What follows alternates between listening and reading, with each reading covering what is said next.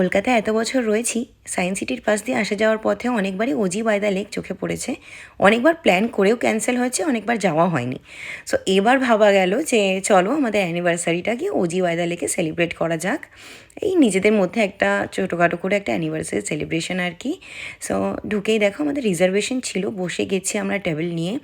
আর বসে একটু গল্পই করছিলাম কি এই মুহূর্তে একটা বিশাল বড় একটা ব্লান্ডার হয়ে গেছে ভগবান আমাদের সাথে এমন মিরাকল করছে। আমি লিটারালি এই বছর শুরু হতে না হতে দুবার আমার ফোনটা আমি হারাতে চলছিলাম, কিন্তু লাকিলি সেটাকে পেয়ে গেছি। এবারও তাই।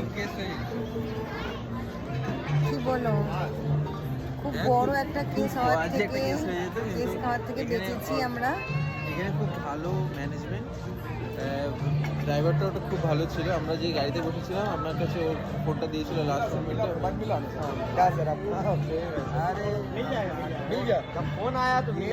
আমাদেরকে এসে আমরা অজি ভাইদা লেগে এসেছি। আমাদেরকে এসে এখানে আসার পরে একজন এসে বলল যে আপনাদের নাম কি রাজদীপ শাহ, আপনার একটা ফোন মনে হয় পাওয়া গেছে, তো আপনারা কি র্যাপিডো করে এসেছেন? আমরা ফার্স্টে তো বলছি না, আমরা তখন র্যাপিডো করে আসিনি।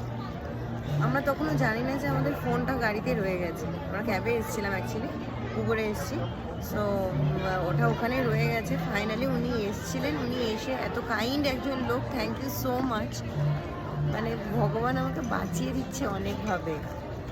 সো উনি ফাইনালি এসে ফোনটা এসে দিয়ে গেছে রাজদীপকে। রাজদীপের নামে যেহেতু বুকিং ছিল, রাজদীপকে ফোনটা করেছে, এসে ওর নাম বলেছে।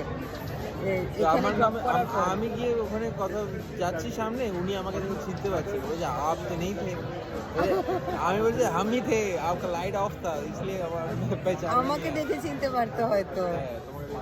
আর whatever, thank you so much, আমি পেয়ে গেছি, এটা সব থেকে বড় কথা। যাই হোক, ফোন তো পাওয়া গেল, তাই আর মন খারাপ করে দিন খারাপ করে কোনো লাভ নেই। একটু ঘুরে দেখছিলাম অজি বাই দ্য লেকটা, চারপাশটা ভীষণ সুন্দর, সিটিং অ্যারেঞ্জমেন্ট অনেক আছে। বসে গেছো তুমি? ফার্স্ট বসেছি। এখানে বসার জন্য, ছবি তোলার জন্য লিটারালি লাইন থাকে। আমরা যেহেতু এখন মোটামুটি অনেকটাই রাত্রি, সো এখন ফাঁকাই বেশ।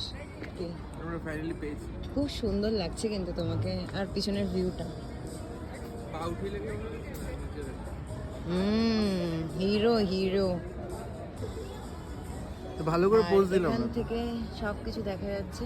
এখান থেকে আইটিসি সোনার বাংলা দেখা যাচ্ছে, পিছন দিয়ে অ্যাটমসফিয়ারও দেখা যাচ্ছে, যদিও এখান থেকে দেখা যাচ্ছে। আর ওখানে গিয়ে আমরা কী কী খেলাম সেটা কিন্তু আসছে পরের ব্লগে, সো দেখতে থাকো পার্ট 2। বাই।